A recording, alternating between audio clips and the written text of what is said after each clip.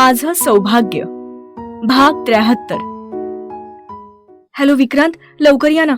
आसावरीला हॉस्पिटलमध्ये नेलंय. येतो बच्चा, पण तू रिलॅक्स हो. किती पॅनिक होतीयस. स्कूलमध्येच थांब, मी तुला पिक करतो, आपण सोबतच जाऊ. प्लीज लवकर या. हे काय बच्चा, निघालो. सगळे ऑलरेडी हॉस्पिटलमध्ये पोहोचले होते. आशू टेन्शनमध्ये बसला होता. नील आणि रश्मी दोघंही आत होते. आई, मावशी आणि आसावरीची आई देवाजवळ बाळ आणि ती सुखरूप असावेत हीच प्रार्थना करत होते. आशू, मधुरा बघ ना, किती वेळ झालाय अगं. होईल सगळं नीट आशू, थोडा धीर धर. पण मावशी. तेवढ्यात नील एक गोंडस बाळाला घेऊन बाहेर आला. कॉंग्रॅच्युलेशन्स, मुलगा झालाय. बाळाला घेण्यासाठी सगळेच उत्सुक होते. आसावरी पण ठीक आहे, तिला थोड्या वेळातच रूममध्ये शिफ्ट करतोय आम्ही. रश्मी म्हणाली. आज पुन्हा एकदा सगळ्या घरात आनंदी आनंद झाला होता. मावशींच्या डोळ्यांतून आनंदाश्रू येत होते. आशू आसावरीच्या जवळच होता. 3-4 दिवसांनी आज आसावरीला डिस्चार्ज मिळणार होता. आसावरी, आता तू तुझ्या माहेरी जाणारेस आरामाला. ओय, मी तिला कोणतं काम लावतो का? मग मी नाही बाळ आणि आसावरीपासून लांब राहू शकत. ठीक आहे, मग रोज येत जा बघायला. आसावरी आणि बाळ आता आमच्याकडे राहील. बाळाचं जंगी बारसं करूनच तुझ्याकडे पाठवू. अरे विकी, पण आधी ती तुझ्याकडेच होती ना. हो, मग तिचं बाळणपण माहेरीच होणार ना, म्हणून तर आणलं होतं. तुझ्यावर पण वेळ येईल ना विक्या, असा बदला घेईन मी. आशू बोलला तर खरा, पण मधुराचा चेहरा पडून गेला. प्रयत्न करून पण विक्रांत बाळाचं मनावर घेत नव्हता. उसनं हसू दाखवून ती गप्प बसली. त्याने तिच्याकडे पाहूनही न पाहिल्यासारखं केलं आणि निघून गेला. आसावरीला घेऊन सगळे घरी आले. फुलांच्या पायघड्या घालून बाळाचं स्वागत केलं गेलं. सगळे त्या दोघांनाच बघण्यात, त्यांचंच करण्यात गुंग होऊन गेले. मधुरा तिचं कॉलेज, स्कूल आणि घरकामात बिझी असायची. विक्रांतने तिला समजावलं होतं की हे तिचं लास्ट इयर आहे आणि स्कूलही नवीन आहे, म्हणून त्यावर फोकस करणं किती गरजेचं आहे. त्यामुळे ती पूर्णपणे स्वतःला झोकून देऊन काम करत होती. साईड बाय साईड तिने वेगवेगळे क्लासेस पण सुरू केले होते, ज्यातून बराच रेव्हेन्यू होत होता. सुरुवातीला तिला सगळं मॅनेज करणं अवघड जात होतं, पण आधीपासूनच तिला कोणतंच काम सुखाचं आणि सोपं असं मिळालं नव्हतं. त्यामुळे आता अशा अडचणी तिला काहीच वाटत नव्हत्या. स्वतःला शिकवायची आवड असल्याने तीही मुलांना शिकवायची. आशू आणि आसावरीच्या मुलाचं बारसंही जंगी करण्यात आलं. हट्ट करून मधुरानेच त्याचं नावही ठेवलं होतं. तसं आधीच तिचं आणि आशूचं ठरलं होतं, शार्दूल. 5-6 महिन्यांनंतर मधुरा, शार्दूल, मुग्धा आणि लिची खेळत होते. शोना, आहो मी इकडे. बास झालं खेळणं मधुरा, उद्या एक्झाम आहे ना तुझी. झालाय माझा अभ्यास. तरी रिव्हिजन कर, लास्ट सेमिस्टर आहे तुझं. आसावरी, तू घे बरं बाळाला. मधुरा चल, तुला फक्त आता 15 दिवस स्टडी करायचंय, नंतर वाटेल ते कर, मी काही बोलणार नाही. खडूस. असू दे, सॉरी आसावरी. इट्स ओके दादा. आता राग घालवा, मॅडम खूप तापलेल्या दिसतायत. बघतो मी, तू आराम कर. मधुरा तिचा प्रोजेक्ट बघत होती. विक्रांत, हा प्रोजेक्ट बघा ना, मी केलाय, पण काहीतरी मिसिंग वाटतंय का? Okay, let me check. No बच्चा, परफेक्ट आहे, बेस्ट आहे तुझा प्रोजेक्ट. उद्या ओरल आहे, मला तर खूपच टेन्शन येत आहे. कशाचं? एकदम रिलॅक्स होऊन जा, तू हुशार आहेस, नीट प्रेझेंट करशील माहितीये मला. बच्चा, प्राजू PhD करणार आहे, तुलाही करायची असेल तर करू शकतेस. नाही प्लीज, आता नाही या माझ्यात शक्ती काही करण्याची. विक्रांत, आळशी आहेस एक नंबरची तू.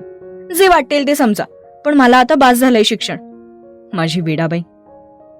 खूप टफ गेलं ना शोना तुला, ग्रॅज्युएशन, मास्टर्स, घरचं सगळं बघून स्टडी करायचा. हो, खूप वेळा वाटायचं बंद करून टाकावं. मलाही वाईट वाटायचं की तुला एन्जॉय करायचं असतं आणि मी तुला असा तिथून जबरदस्ती आणतो. त्याची शिक्षा तर देणार आहेच मी तुम्हाला. सगळ्या शिक्षा घेईन ना मग मी. आता तू स्टडी कर बरं. मधुरा मन लावून अभ्यास करत होती. असं म्हणण्यापेक्षा विक्रांत स्वतः करून घेत होता. तिला झोप येऊ नये म्हणून स्वतः तिच्यासोबत तो नको म्हणत असतानाही जागा राहत होता. रोज नित्य नेमाने तिला सोडायला आणि न्यायला जायचा. तिचे पेपर्सही चांगले गेले होते. आज ती नाचतच घरी आली होती. शेवटचा पेपर झाला होता ना. सगळे तिचा ड्रामा पाहत होते. मधुरा बेटा, काय चालू आहे हे? बाबा, काय सांगू, मी किती खुश आहे. लग्न झाल्यापासून ह्या दिवसाची मी किती किती आतुरतेने वाट पाहत होते. परिराणी, असं काय झालंय आज? नील विचारतो. अय तुफान मेल, काय होतंय काय? कोणता किडा चावलाय तुला रस्त्यात? आशू, कधीतरी दोघं नीट बोला की रे. विकी म्हणतो, नीलदा, आशू, आज मैं आजाद हो गई. आज से मेरे ऊपर कोई बंदिश नहीं होगी. आज से इसी वक्त से मैं सुकून की सांस लूंगी. आम्हाला समजेल असं बोलशील का? आज तिचा लास्ट पेपर होता ना आई. यापुढे कोणताही स्टडी करावा लागणार नाही म्हणून मॅडम इतक्या आनंदात आहेत. हो ना बच्चा? हो, कोणाला समजो अथवा नको, तुम्हाला माझ्या मनातलं सगळं कळतं. चला मग पार्टी करूयात. माझी बायको आज मोकळी झालीये शिक्षणातून. तुफान मेल, अजून रिझल्ट लागायचा बाकी आहे म्हटलं. ए शुभ बोल ना नार्या. सगळे त्याच्या अंगावर ओरडतात. अरे ओरडताय काय?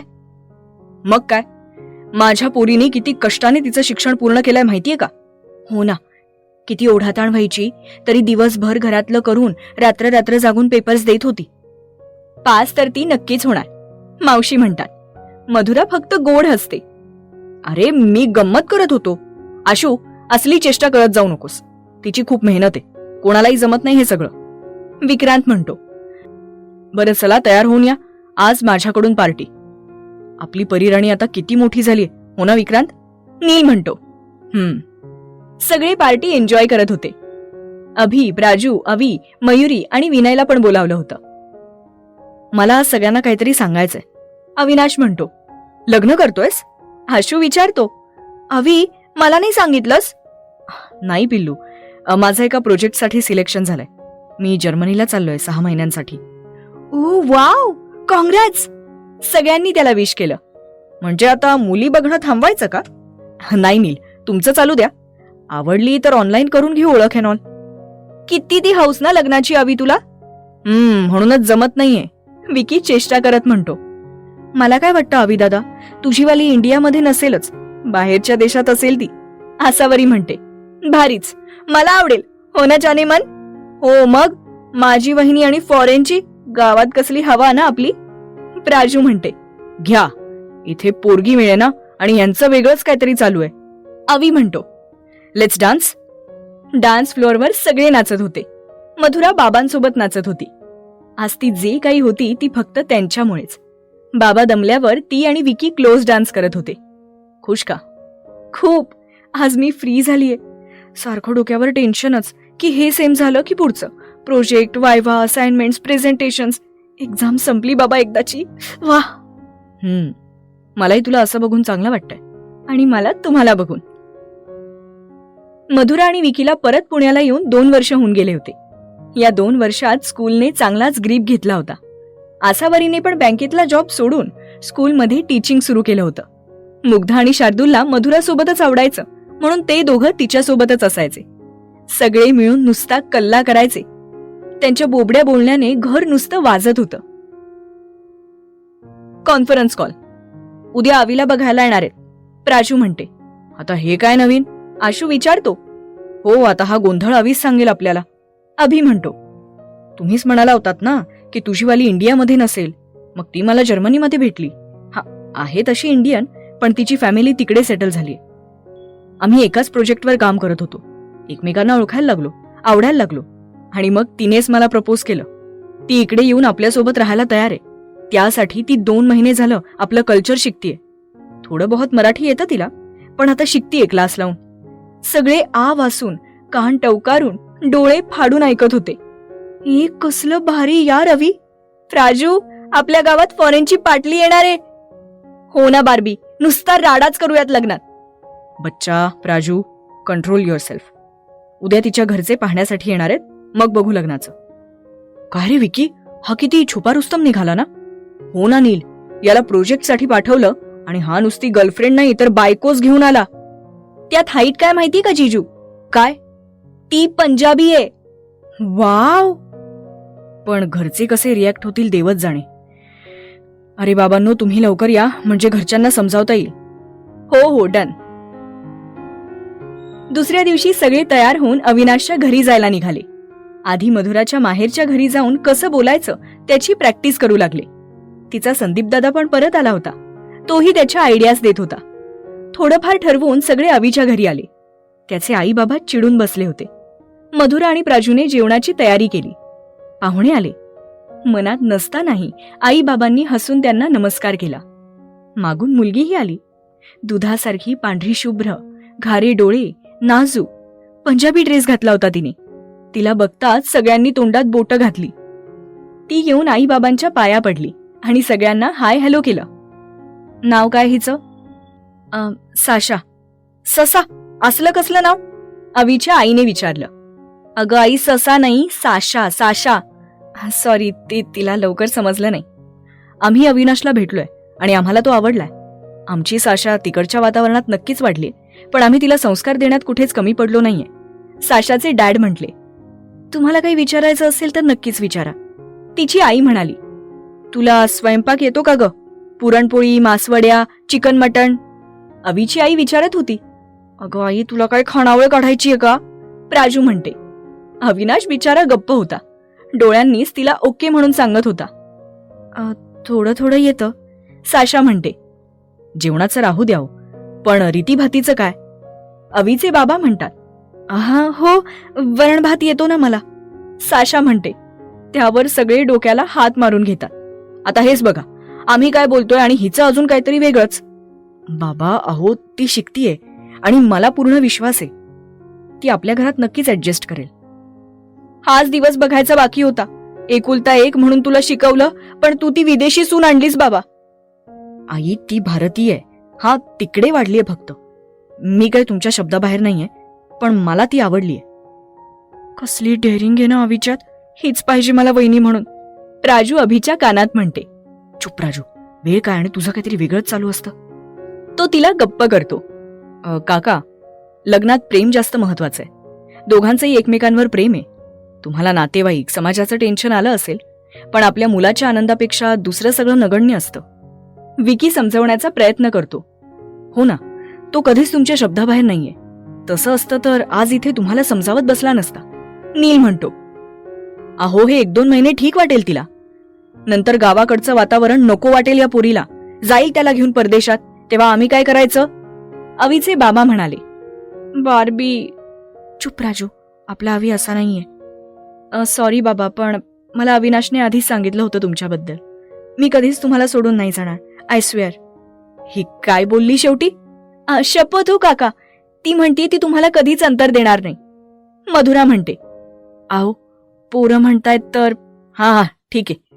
आता दुनियाच अशी आहे तर आम्हाला तरी काय, फक्त आमच्या चालीरीती नीट सांभाळ म्हणजे झालं. सगळे एकदम आनंदात उड्या मारत त्या दोघांना विश करतात. अविनाश ऑफिशियली तिची सगळ्यांची ओळख करून देतो. दोन्ही बाजूंनी लग्नाची बोलणी सुरू होतात. साखरपुडा आणि लग्न येत्या महिनाभरातच उरकायचं होतं, कारण साशाच्या आई वडिलांना रिटर्न जायचं होतं ना. सगळे लग्नाच्या तयारीला जोमाने सुरुवात करतात. शॉपिंग तर फुल फॉर्म मध्ये चालू असते. गँग मधलं शेवटचं लग्न होतं ना, म्हणून आज कपडे घेण्यासाठी आले होते ते. साशा सोबत एक डॉग होता. Hi, is this your dog? Yes, Stella. Stella म्हणजे फिमेल डॉग. ए आशू, हे बघ तिच्याकडे डॉग आहे. तुफान मेल आपल्याकडे पण आहे, त्यात काय एवढं? अरे तसं नाही रे, आपल्याकडे मेल आहे आणि हिच्याकडे फिमेल आहे. हा मग? आपल्या लिचीला पण पार्टनर पाहिजे ना. मधुरा, कोणी ऐकलं ना तर येडे समजतील आपल्याला. समजू दे, मला स्टेला पाहिजे माझ्या लिचीसाठी. ती साशा देईल का? बच्चा, चल ना, मागे काय करताय दोघं जण? अहो, ऐकलत का? हा, काय पाहिजे? तो जरा साशंक नजरेने तिच्याकडे पाहतो. स्टेला. ती त्याला सगळं सांगते. शोना अगं, काहीही काय. ती साशा का देईल आपल्याला? आपण रीतसर मागणी घालू ना. तेवढ्यात नील आला. त्यानेही तिचं बोलणं ऐकलं आणि तो जोरजोरात हसायला लागला. परिराणी, प्रत्येकाची अटॅचमेंट असते त्यांच्या पेटसोबत. माझा लिची काय वाईट आहे का? तुम्हाला नाही समजणार. मी त्या स्टेलाला आपल्याकडे आणणारच. तुम्ही बसा इथे. ए प्राजू. अवघडे विक्या तुझं, नील आणि आशू म्हणतात. जे काही आहे ते सॅम्पल माझंच आहे आणि मला ते जाम आवडतं. हा, तिच्या प्रेमात तर ठार वेडा झालायस ना तू. आशू, तुला नाही समजणार किती इम्पॉर्टंट आहे ती माझ्यासाठी. आम्हाला काय सगळ्यांना माहितीये बाबा, नील म्हणतो. मग चला त्या स्टेलाला आणायला आपल्याकडे, नाहीतर बच्चा अजून काहीतरी वेगळं कांड करेल.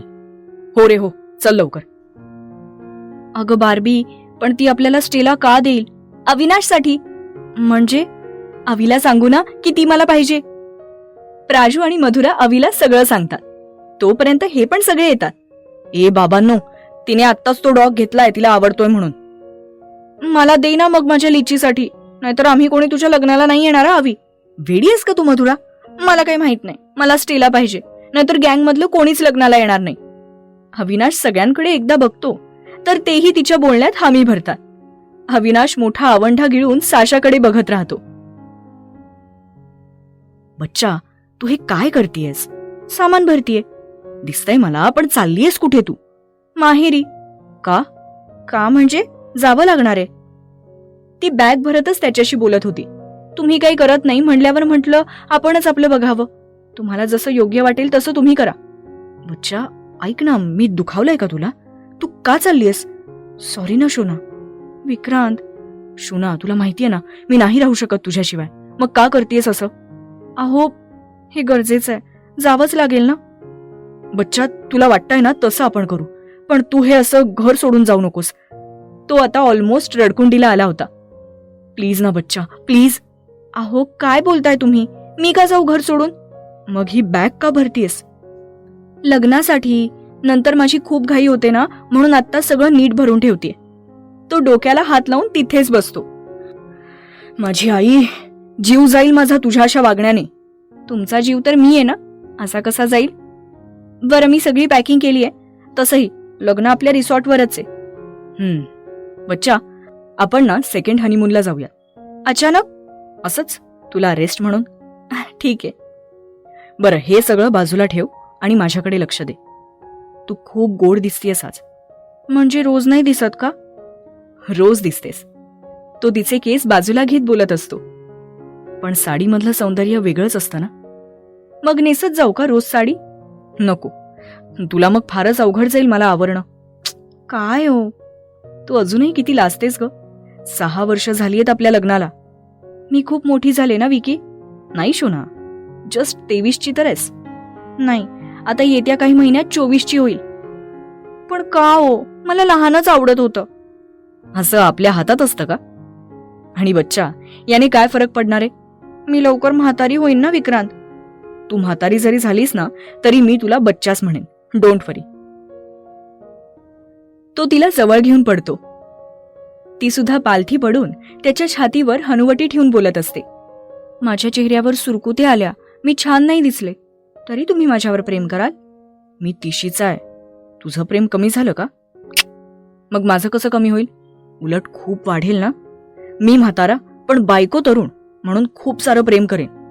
तुमच्याशी बोलण्यात ना मी कधीच जिंकू शकणार नाही. मग का असा अमूल्य वेळ वाया घालवतेस? तो तिला जवळ घेऊन मानेवर किस करू लागतो. असंच आवडतं मला तुमच्या तोंडून ऐकायला, माझा सुपर क्यूट बच्चा. लग्नासाठी सगळे रिसॉर्टवर जमले होते. आज साखरपुडा, हळद आणि संगीत होतं आणि उद्या लग्न. साखरपुडा महाराष्ट्रीयन पद्धतीने होणार होता आणि लग्न पंजाबी स्टाईलने. बार्बी, आवरलं का? हो ग, ही नऊवारी घालायला जरा वेळ लागतो ना. डॉल, चेहरा असा का वाटतोय तुझा उतरल्यासारखा? अगं धावपळीमुळे झालं असेल. चल, आवरलं का?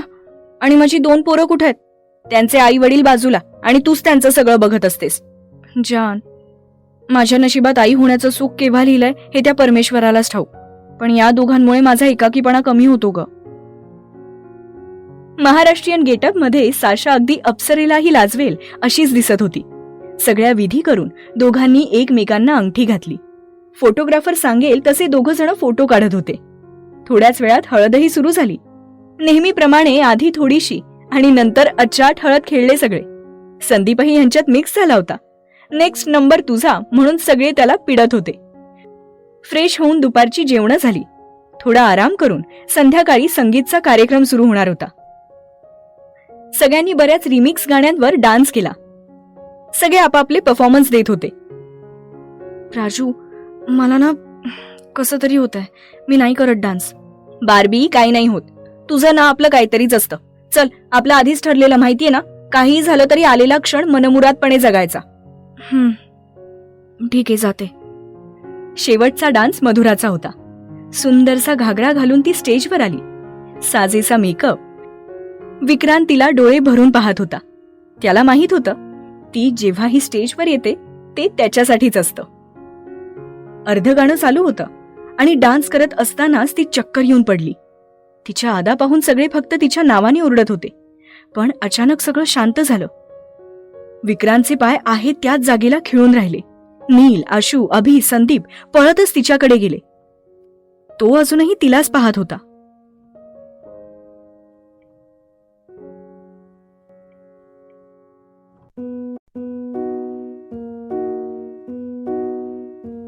माझं सौभाग्य भाग 74.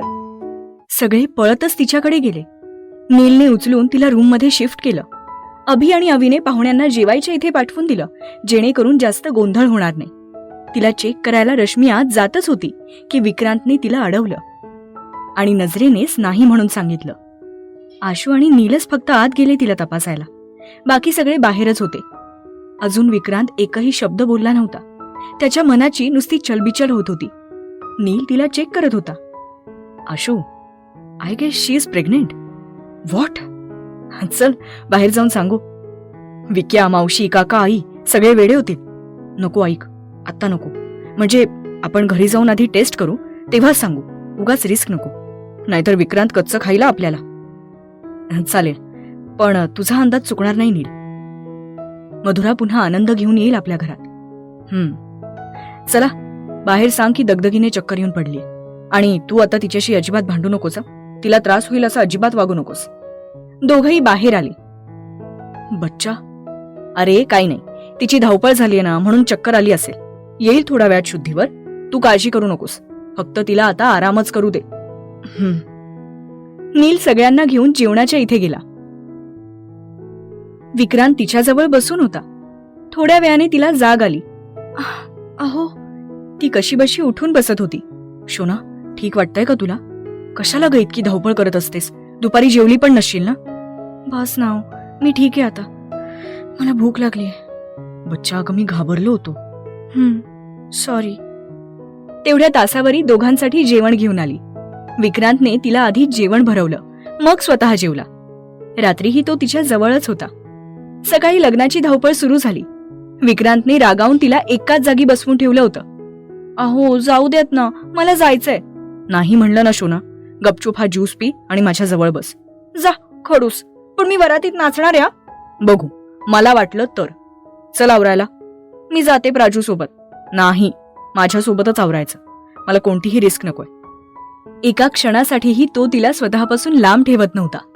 लग्नाची वेळ झाली. सगळ्यांनी पंजाबी थीमनुसार आउटफिट्स घातले होते. साशाच्या घरच्यांनी स्पेशल भांगडा अरेंज केला होता. वरातीत सगळे नाचत होते. विक्रांत, सगळे नाचतात, मला पण जायचंय.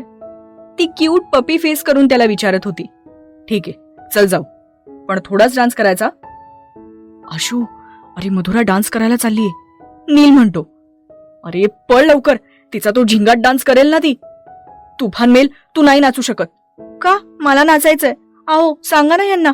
मधुरा बाळा, तुझा नीलदा सांगतोय म्हणून तरी ऐक. तुला बरं नव्हतं ना काल? प्लीज. दा, पण लग्न एकदाच होतं ना, आणि मला किती आवडतं नाचायला. संदीपच्या लग्नात परत असला डान्स ठेवू आपण, ओके? दा, थोडंसंच. नाही बाळा, मी नाही म्हणतोय ना, मग त्याच्या मागे काहीतरी कारण असेल की नाही? नील, ती ठीक आहे ना? तुम्ही दोघं काय लपवताय माझ्यापासून? नाही, पण कालच ती चक्कर येऊन पडली होती. उगाच कशाला रिस्क? ठीक आहे आशू. शोना, ते दोघं म्हणतायत ना, तर नको यावेळेस, ओके? तुम्ही सगळे ना नेहमी स्वतःचीच मर्जी चालवता. मी लहान नाही राहिली आता. हे का ऍक्सेप्ट करत नाही तुम्ही? ती पाय आपटतच तिथून निघून गेली. विकीही तिच्या मागे निघून गेला. जाता जाता ती परत आली आणि आशूला हाताला धरून नाचताना ओढत आणलं. अरे तुफान मेल, मला नाचायचंय. नाही, मी नाही तर तू पण नाही नाचायचं. अरे काय बाई आहे यार ही. जा की त्या विक्याचं डोकं खा ना. माझ्याच मागे लागते हात धुवून. जे म्हणायचं ते म्हण, पण चल माझ्या सोबत बस. बरं बाई, चल. काही खाणार? हो, मला ना सारखं काहीतरी खाऊ वाटतंय. होणारच असं आता. काय? काही नाही. वाजत गाजत वरात मंडपात आली. वरमाला घालून फेरे घेऊन दोघं लग्नाच्या पवित्र बंधनात अडकले. गुरुजींनी त्यांना बाकीच्या विधीला बसायला सांगितलं. गुरुजी थांबा. क्या हुआ? साशाच्या मॉमने विचारलं. थोडा काम है, 10 मिनिट. राजू म्हणाली. तू हातापाया पडलास ना, म्हणून लग्नाला आलोय. स्टेलाचं काय झालं? बोललास का तू? मधुरा अवीच्या कानात बोलली. पिल्लू, माझी डेअरिंगच नाही झाली. तू तुफान मिलला सिरियसली नाही घेतलं.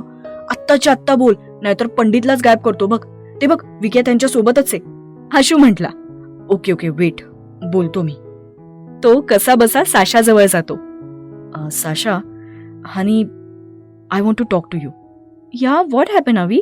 R you okay? You are looking tensed. Sasha, actually we want your Stella for our pet litchi. तो कसा बसा तुटक फुटक तिला पटपट बोलून मोकळा होतो. What? Yes, litchi is Madhura German shepherd dog and she wants your Stella for him. Stella? My Stella? तो फक्त मान हलवतो. Okay, I guess no problem. I don't have any issue. Really? I love you so much honey. Your too kind. तू किती मोठं tension कमी केलंस ग बाई, नाहीतर अर्धवट लग्न झालं असतं आपलं. तो बॉक्सर आपल्या बायकोसाठी माझा पंडित घेऊन गेला असता. तो तोंडातच पुटपुटतो.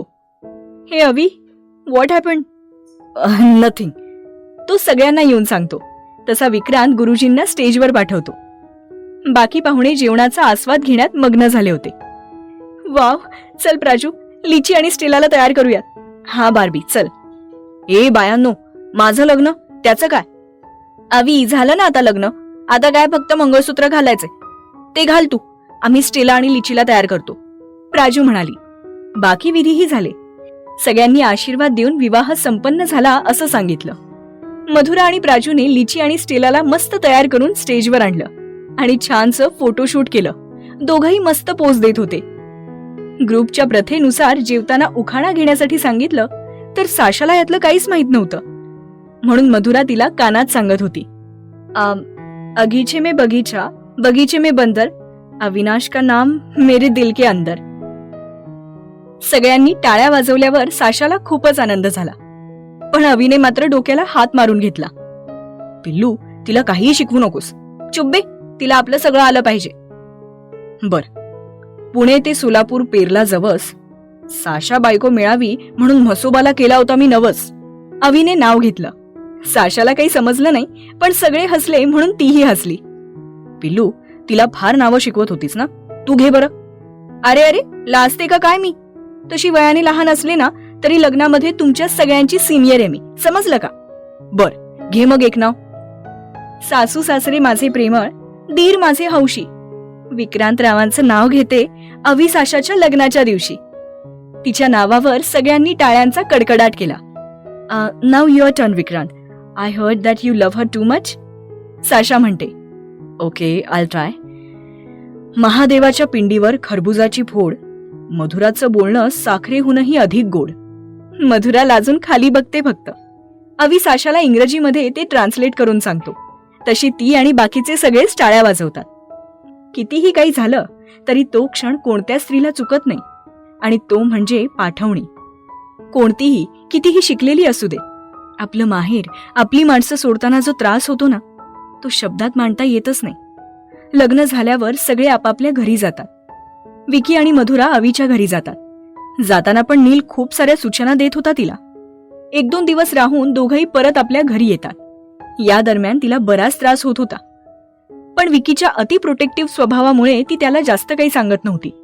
घरी आल्यावर पण ती चक्कर येऊन पडते. नील तिला टेस्ट करायला लावतो, तर ती पॉझिटिव्ह येते. आई बाबा, आशू, आसावरी सगळेच फार आनंदात होते. मुग्धा आणि शार्दूल छोटा बेबी येणार म्हणून नाचत होते. आईने मीठ मोहरीने तिची दृष्ट काढली. सगळे अगदी आनंदात होते. पण विक्रांत कसा रिॲक्ट करेल म्हणून मधुरा जरा नाराजच होती. पण इकडे आशूच्या डोक्यात वेगळाच प्लॅन डोकावत होता. त्यात त्याने सगळ्यांना घेतलं होतं. संध्याकाळी विकी ऑफिसमधून घरी आला तर कोणीच त्याच्याशी नीट बोलत नव्हतं. काय झालंय, सगळे असे का बसलेत? आणि बच्चा कुठे? ती आराम करतीये, तू आज जाऊ नकोस, आई म्हणाली. काय होतंय तिला आई? नील, तू चेक केलंस का? मला वाटलं नव्हतं विकी तू असा वागशील. मधुराला आज जो त्रास होतोय ना त्याला तू जबाबदार आहेस. मी काय केलं बाबा? शोनाला मी काहीच नाही केलं. विकी, मला हे अजिबात पटलेलं नाहीये. नील, अरे तू तरी समजून घे. मी स्वप्नात पण तिला दुखावण्याचा विचार नाही करू शकत. विक्या, तुझ्यामुळे तुफान मिलला हा त्रास भोगावा लागेल अजून कितीतरी महिने. माझ्या शोनाला काय झालं असं? कोणी सांगेल का मला? आणि मी तिला काही त्रास नाही दिलाय, समजलं? मी चाललोय तिला भेटायला. बच्चा, ती झोपली होती. अहो, काय होतंय बाळा? काय होतंय नाही विकी, बाळ होणार आहे तुझ्या बच्चाला आणि यावेळी कन्फर्म आहे. काय मावशी, हे कसं शक्य आहे? मधुरा, हे खरं आहे का? अहो ते विकी, हे घे रिपोर्ट्स. ती प्रेग्नेंट आहे आणि बातमी आनंदाची आहे, पण तू खुश नाही वाटतेस. नील, हे मला आत्ताच एक्सपेक्ट नव्हतं रे. म्हणजे आत्ता कुठे तिचं कॉलेज संपलं होतं, लगेच एवढी मोठी जबाबदारी मला आत्ताच नको होतं मूल. विकी, हे काय बोलतोयस? तुझ्या हट्टापायी तिची किती दिवस घुसमट करणार आहेस तू? खूप झालं तुझं सेटल व्हायचं पुराण. झालंय तिचं शिक्षण, आता सेटल आहात दोघे जण. आम्ही आधी तुझं ऐकलं तेव्हा मधुरा खरंच लहान होती, तिला ते झेपलंच नसतं. पण आता तुमच्या दोघांचं वय अगदी बरोबर आहे. आई, मला ह्या जबाबदारीची भीती वाटते. बच्चा अल्लड, बालिशी अजून, तिलाच मला सांभाळावं लागतं. बाळ, मी कसा? कारण तू तिला ती मोठी झालीये असं पाहतच नाहीयेस विकी. अरे खरंच ती मॅच्युअर्ड झालीये. आपलं अख्खं घर ती सांभाळते, मग स्वतःचं बाळ का नाही सांभाळू शकणार? हा विक्या, काका बरोबरच बोलताय. मधुरा करू शकते सगळं नीट हँडल. तू ना उगाच टेन्शन घेतोयस. अशू, मला बच्च्यासोबत बोलायचंय, एकट्यात 10 मिनिटं फक्त. तुला जे बोलायचंय ते बोल, पण बाळ तर येणारच. तिला त्रास होईल असं अजिबात काही बोलू नकोस हा विकी. सगळे रागातच बाहेर जातात. अहो, तुम्हाला असं का वाटतं की मी नाही? शोना, खरं सांग, तुला हवंय का हे मूल? तू आता ही जबाबदारी उचलायला तयार आहेस का? पाहिजे मला. तू नक्की खुश आहेस ना? मला तुझ्यावर आई पण लादायचं नाहीये. जर तू खरंच तयार असशील तरच आपण हे मूल. हो, मला हे बाळ हवंय, पण तुम्ही असे नाराज नका ना हो. मी खुश आहे. ठीक आहे, मग तू खुश असलीस तर मी का नाखुश राहू? खूप तरसवलं ना मी तुला, तुझ्या आईपणापासून लांब ठेवत होतो, पण ते माझ्या भल्यासाठी होतं, माहितीये मला. गोड ते माझं पिल्लू. पिल्लू नाही, बच्चा. हो, माझा सुपर क्यूट बच्चा. चल बाहेर जाऊन सगळ्यांना सांगतो, नाहीतर अजून आई महाभारत करेल. विक्रांत बाहेर जाऊन सगळ्यांना त्याला ती मूल हवंय हे सांगतो. मधुराला 1-2 महिने खूपच त्रास होत होता, म्हणून नीलने तिला सक्तीची विश्रांती दिली होती. आज सोनोग्राफी होती. दोघंही चिंताग्रस्त होते. सिस्टर, ते सर, तुम्हालाही तेच वाटतंय का? हो सिस्टर मारिया. नीलदा, काय झालं? बाळा, तू चेंज करून बाहेर ये. विक्या, मधुरा, तुम्हाला ट्विन्स होणार आहेत. What? Neelda, are you serious? Are you sure Neel? Yes. Oh my God, this is amazing. Congratulations both of you. Thanks काका. काका नाही, ते मला मोठे पप्पाच म्हणतील. मी ना खूप बिघडवणार आहे त्यांना. नील, ते डिपार्टमेंट माझं आहे. हिने जितका शार्दूल आणि मुग्धाला बिघडवलंय ना, त्यापेक्षा जास्तच बिघडवेन. अरे ए विकी, बोल की काहीतरी. अरे आशू, काय बोलू? आधीच एक बच्चा होता ज्याला सांभाळता सांभाळता नाकी 9 येत होते माझ्या. आता सडनली 2 अजून. आशू, मधुरासोबत बाहेर जाऊन हे मेडिसिन्स घे, आम्ही आलोच. काय झालंय नील? त्यांना बाहेर का पाठवलंस? माझा बच्चा ठीक आहे ना? नाही काही असेल तर मला लगेच सांग. विकी, मधुरा ठीक आहे, पण एक गर्भ नाजूक आहे. मधुराला खूप जपावं लागेल आपल्याला. येत्या 2-3 महिन्यात बघू, मेडिसिनने काही फरक पडला तर. नील, अरे पण बच्चा होईल रे सगळं नीट. असं होतं ट्विन्स असले की. त्यामुळे जास्त काळजी करू नकोस आणि शक्य तेवढा तिच्यापासून आणि सगळ्यांपासून हे लपव. ठीक आहे, तिचे मेडिसिन चालू कर. घरी येऊन सगळ्यांनाही आनंदाची बातमी सांगतात ते. सगळ्यांच्या आनंदाला काही सीमाच नव्हती. आई, मावशी, आसावरीची आई, आसावरी, रश्मी तिला काही हवं नको ते बघत होत्या. किचनमध्ये फोडणीच्या वासानेही तिला मळमळ व्हायची, म्हणून हे सगळं बाकीच्याच बघत होत्या. जितकं बसवलं जाईल तितकी ती स्कूलमध्ये बसायची. 3ऱ्या महिन्यात चोरचोळी करून ओटी भरून सगळ्या नातलगांना पण कळवण्यात आलं. विक्रांतकडे जबरदस्ती हट्ट करून काही दिवस ती माहेरी पण गेली, पण 2 दिवसांपेक्षा जास्त त्याने तिला तिथे ठेवलंच नाही. त्यामुळे ती रुसून आशूकडे राहायला गेली. येऊन 2 दिवस झाले होते, पण एक शब्दही बोलली नव्हती ती त्याच्याशी. रात्री पण मावशीसोबतच झोपायची. टेरेसवर. विकी, तिचे मूड स्विंग्स तर होणारच, त्यामुळे तुला समजून घ्यावं लागेल. यावेळी नवऱ्याने जास्त समजुतीने घ्यावं लागतं. नील, लग्नाचे पहिले काही महिने सोडले ना तर मीच समजून घेतोय असं नाही वाटत का तुला? सगळं तिच्या म्हणण्यानुसारच चाललंय की. विक्या, किती हायपर होतोयस. तिची अवस्था समजून घे ना. माहेरी जाऊ वाटत असतं यार. आणि हे तर काहीच नाहीये, लेकरं झाल्यावर पण आपणच बघावं लागतं बाबा. आशू त्याला सांगतो. ठीक आहे, बघतो आता तरी येते का ते. 11 वाजले का विकी? यार नील एकट्याला नको वाटतं. काही करून आज तिला मी घरी आणणारच आहे. तिकडे आशूच्या घरी. बच्चा हा कसला हट्ट आहे, चल ना घरी. मला नाही यायचं. तुम्ही सांगाल ते करणं गरजेचं नाहीये, समजलं? शोना मला नाही करमते म्हणून यायला सांगितलं ना. तुला माहितीये ना तुझी डिलिव्हरी कॉम्प्लिकेटेड आहे. त्या ट्विन्स आहेत म्हणून आणलं ना बच्चा. इथे मी आहे, नील आहे, आशू आहे. माझ्या संदीप दादा आणि मम्मा पप्पांनी नसतं नेलं का मग मला डॉक्टरकडे? अवी पण तिथेच राहतो, त्यांनाही आहे म्हटलं माझी काळजी. शोना किती तो हट्ट. बरं, नेक्स्ट मंथ मध्ये परत जाऊ. तुला दर महिन्यात 2-3 दिवस तिकडे नेऊन सोडतो. ओके? चेकअप झालं की जात जाऊ आपण. तुम्ही नाही यायचं, मी एकटीच राहणार. बरं बाई, तू एकटीच राहा. आता तरी येशील का घरी? नाही. पण का? मला पाणीपुरी खायची. अगं आता रात्रीचे 11:30 वाजलेत बच्चा. हो, पण आत्ताच पाहिजे. आणि जिथे मला आवडते तिथेच जायचं. ठीक आहे, चल जाऊ. खूप शोधल्यावर एका ठिकाणी त्यांना पाणीपुरीवाला मिळाला. जेमतेम 3-4ही खाल्ल्या नसतील तर तिला परत उलट्या सुरू झाल्या. बच्चा ठीक आहेस ना? हो, मी ठीक आहे. चला घरी जाऊयात, मला झोप येते. 5व्या महिन्यात चांदण्यातील ओटी भरण्यात आली. टेरेसवर चांदण्यांच्या लखलखत्या प्रकाशात सगळ्यांनी मिळून तिची ओटी भरली. बाबा तिला वेगवेगळे बुक्स वाचून दाखवत होते. कधी कधी ती मध्ये झोपून जायची. योगा तिला आधीपासूनच येत होता म्हणून तेही ती मनापासून करत होती. खाण्याची हौस तर विचारूच नका. सारखं तिला काही ना काही खाऊ वाटत होतं. रोज विक्रांत ऑफिसवरून आला की तिची लिस्ट चालू व्हायची. कधी पाणीपुरी, कधी पिझ्झा, मासवडी, रोज वेगळी डिमांड. त्यात आधीचे कपडे बसत नव्हते म्हणून जरा जास्त चिडचिड व्हायची तिची. आणि ॲज युज्युअल रागाची शिकार विक्रांत व्हायचा. रात्रीच्या 12 वाजता. अहो, हे बघा ना, माझं पोट किती मोठं दिसतंय. होणार ना बच्चा आता असं. त्याला खूप झोप आली होती.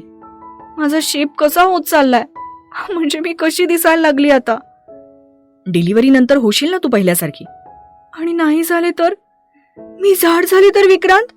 मला आधीचे कपडे नाही बसत येत. अहो, उद्या आपण शॉपिंगला जाऊयात. विक्रांत. हा, जागा आहे, बोल ना. तुमचं प्रेमच नाही राहिलंय माझ्यावर. मी बोलतीये आणि तुम्ही खुशाल झोपा काढताय. नाही बच्चा, आहे जागा, बोल ना. तू आताही तितकी सुंदर दिसतेस. नाही, मी फुगा झालीये. चारही बाजूंनी गोल गरगरीत. उभी राहिले तर माझेच पाय मला दिसत नाहीत. तो गालातल्या गालात हसत असतो. तिलाही बाळसं आलं होतं. गाल गोबरे गोबरे झाले होते. ट्विन्स असल्याने पोटाचा आकार पण जास्तच होता. त्यात तिला त्रासही भयंकर व्हायचा. तरी ती तशी सहन करत होती. विक्रांत, आपल्याला काय होईल हो? मला ना एक मुलगा आणि एक मुलगी पाहिजे. आपली फॅमिली कशी कंप्लीट होऊन जाईल ना. तुला जे वाटतं तसंच मलाही वाटतंय. आणि आता 7वा महिना चालू आहे तुला, म्हणजे थोडी मोठी तर तू दिसणारच ना. मी शेप मध्ये नाही आले तर तुम्ही मला पहिल्यासारखं प्रेम नाही करणार. बच्चा, आधी पण आपलं ह्यावर बोलणं झालंय. फक्त तुझ्या रंगरूपावर नाही प्रेम करत मी, कळलं का? सॉरी. इट्स ओके बच्चा. झोपायचं का? विक्रांत, आईस्क्रीम पाहिजे. आणतो. तुम्ही कंटाळलात का मला विक्रांत? मी खूपच त्रास देते ना तुम्हाला. नाही ग शोना, त्रास कसला यात? तू मुद्दाम नाही करत आहेस, माहितीये की मला. आईस्क्रीम खाऊन दोघंही झोपतात. पण अजून कोणीतरी होतं ज्यांना हे सगळं समजत होतं. म्हणजे ते हे बोलणं ऐकत होते. गर्भवतीचे सगळे आचार विचार गर्भातल्या बाळापर्यंत पोहोचत असतात. त्यांचं बोलणं आत बाळही ऐकत होतं. हे, मम्माला आपल्या मुले किती त्रास होतोय. हो ना, आणि मम्मा डॅडाला सारखा त्रास देते. मग नाही काय, मम्मा किती क्यूट आहे. डॅडा पण खूप हँडसम आहे. मम्माच त्याला सारखं हे दे ते दे असं म्हणत असते. डॅडा म्हणत होता की तो मला त्याच्यासारखा वकील बनवणार आहे. मम्मा माझ्याबद्दल असं काहीच नाही बोलली. आता ले, तरी पण मला मम्मा आवडते. आणि तुला? डॅडू, त्याने पास्ता किती छान बनवला होता. हो, मला पण आवडला होता. आता खायचा का आपण? हो, मी मम्माला उठवते. रात्री 2 वाजता. विक्रांत, अहो. हा शोना, काही दुखतंय का? नाही, मला भूक लागलीये. अगं आत्ताच तर आईस्क्रीम खाल्लं होतंस ना. मला तुमच्या हातचा पास्ता खायचा, तोही व्हाईट सॉस. आता यावेळी बनवू? प्लीज, मला पाहिजे. ठीक आहे करतो. तो डोळे चोळतच किचनमध्ये जातो आणि पास्ता बनवू लागतो. झोपेत असल्याने एक दोनदा भांड्यांचा आवाजही येतो, म्हणून आई उठून बघतात तर मधुरा चेअरवर बसली होती आणि विकी काहीतरी बनवत होता. त्या बघून हसतच आल्या पावली परत गेल्या. हे घ्या राणी सरकार. ती त्याच्यासमोर मोठा आ करते. तिला सगळा पास्ता खाऊ घालून दोघंही झोपायला जातात. मधुराला 7वा महिना संपत आला होता. दिवसेंदिवस तिला जास्तच थकवा जाणवत होता. कोणी ना कोणी नेहमी तिच्या सोबत असायचं. आता डोहाळ जेवणाच्या कार्यक्रमाची तयारी सुरू होती. डेकोरेशन, जेवण, पाहुणे, फुलांचे हार. सगळ्यांनी माझ्या डोहाळ जेवणात नाचायचं, मधुरा म्हणाली. आता ह्या वयात नाचू की काय आम्ही? मग बाकीच्यांना सांगा ना आई. आणि मला ते छोटे छोटे फुलांचे हार नकोत, मोठे मोठे पाहिजे. आणि धनुष्यबाण पण, आणि चंद्र पण, आणि होडी, आणि हो टोकरी. हो बाईसाहेब, जशी आपली आज्ञा. आणि आशू, मला ना बाहुबली स्टाईल मध्ये फोटो काढायचा. अहो ऐकलात का? हो काढूयात हा शोना, फक्त तू जरा शांत राहा, जास्त धावपळ करू नकोस प्लीज. आसावरी, प्राजू, रश्मी, साशा आणि मयुरीने मिळून तसा प्लॅन तयार केला होता. पण तिला माहित नव्हतं. जवळच्या हॉलमध्ये कार्यक्रम करण्याचं ठरवलं. सगळे जोरदार तयारीत होते. तो दिवस उजाडला. सगळे पाहुणे रावळे आप्तेष्ट जमा झाले होते. हिरवीगार पैठणी, हातात हिरव्या बांगड्या, फुलांचे दागिने, त्यावर आई होणार म्हणून आलेलं चेहऱ्याचं तेज, फुलांनी सजवलेला पाळणा, बाजूला असलेलं डेकोरेशन. आज मधुराचं रूप अगदी खुलून आलं होतं. विक्रांतही दुरूनच तिला बघत होता.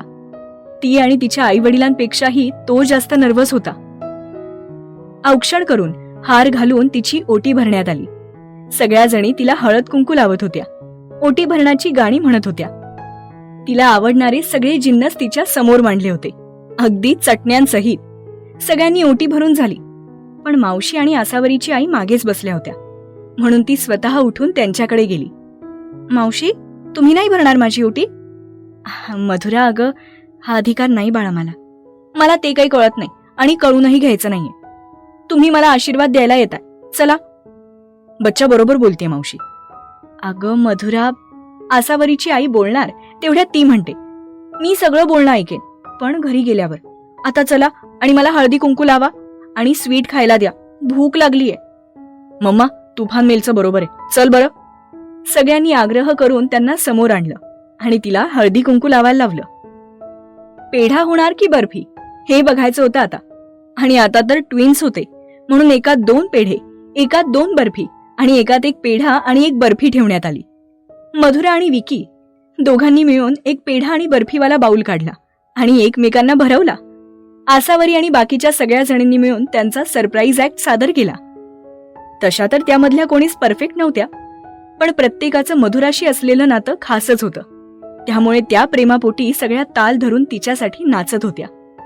आई बाबा, मावशी आणि मधुराचे आई बाबा यांनी मिळून पण काहीतरी बसवलं होतं, ते पण परफॉर्म केलं.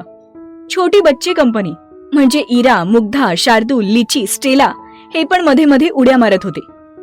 धूमधडाक्यात डोहाळ जेवण पार पडलं. चंद्रावर बसून, नावेत बसून वेगवेगळ्या पोजमध्ये फोटो काढून झाले. विक्रांत सोबत धनुष्यबाण धरून बाहुबली पोजमध्ये पण फोटो काढले. 8व्या महिन्यापासून तिची शाळा बंद करण्यात आली. आसावरी आणि बाबा दोघंही ते बघत होते. विकी, आशू, नील, रश्मी यापैकी कोणी ना कोणी घरी असायचंच. तिला झोप पण यायची नाही नीट. माहेरी पाठवण्याचा प्रश्नच नव्हता. विक्रांतने मधुराच्या आईलाच इकडे यायला सांगितलं होतं. दोन्ही बाळं आता व्यवस्थित होती. अहो, एक महत्वाचं काम राहिलं की. आता कसं होणार? काय राहिलं बच्चा, सांगशील का? विकी, आपलं मॅटर्निटी फोटोशूट राहिलंय. काय? मी नाही करणार आहे बच्चा, तुला एकटीला करायचं असेल तर कर. आपण आता खूप फोटोज काढलेत. अहो, पण हे वेगळं असतं. प्लीज, नेहमी थोडीच काढायचे, करूयात ना. बरं, करूयात. त्या फोटोशूटमध्ये भयंकर वैतागला होता विक्रांत. त्यात आशूने चिडवून बेजार केलं होतं. कसं बसं त्याने ते उरकून घेतलं. त्यातही ती विकीवर चिडली होती, नीट पोज दिली नाही म्हणून. कसं बसं समजावून तिला घरी आणलं. 9व्या महिन्यात तर तिला कसलंच काम होत नव्हतं. पाय सुजून गेले होते. विक्रांतला पण वाईट वाटायचं, पण हा त्रास कोणासोबतच वाटता येत नसतो ना. आजही तिला खूप त्रास होत होता. अहो उठा, काही पाहिजे का शोना? विक्रांत. तिला बोलताना पण दम लागत होता. नीलदा. चल, जायचंय का दवाखान्यात बच्चा? नील, नील. त्याने जोरात आवाज दिला. तसे सगळेच जागे झाले. सगळ्यांनी धरून तिला हॉस्पिटलमध्ये आणलं. विक्रांत शेवटपर्यंत तिचा हात धरून होता. यावर साईन करा, सिस्टर विक्रांतला म्हणाली. कशाला? नॉर्मल पेपर आहेत. जर ऑपरेशनच्या दरम्यान. ती काही बोलणार तेवढ्यात आशूने तिला अडवलं आणि स्वतः पेपर साईन करून दिले. विक्या, तिला आणि बाळाला काही होणार नाही. सिस्टर, ऑपरेशनची तयारी झाली? नील, ऑपरेशन? विकी, ती दमलीये. सी सेक्शन करावं लागेल लगेच. काय? बच्चा? तिला काही होणार नाही भाऊजी, विश्वास ठेवा, रश्मी म्हणाली. काही वेळाने नील आणि रश्मी बाहेर आले. विकी, एक मुलगा आणि एक मुलगी झालीय आणि मधुराने पहिलं तुलाच दाखवायला लावलंय. त्याच्या डोळ्यातले अश्रू थांबायचं नावच घेत नव्हते. तो कसा बसा एकच शब्द बोलला. बच्चा? तिला शुद्धीत यायला वेळ लागेल. चल, बेबीज खूप क्यूट आहेत यार. आई बाबा, मावशी, आशू, आसावरी, मधुराचे आई बाबा, प्राजू, अभि सगळेच अति आनंदात होते. आधी विक्रांतने बाळांना पाहिलं. सेम त्या दोघांची डुप्लिकेट कॉपी होते. मुलगी मधुरासारखीच नाजूक, झोपाळू होती आणि मुलगा विकी सारखा खूप वळवळ करत होता. दोघेही टुकू टुकू त्याच्याकडे पाहत होते. सगळ्यांनी येऊन त्यांना पाहिलं.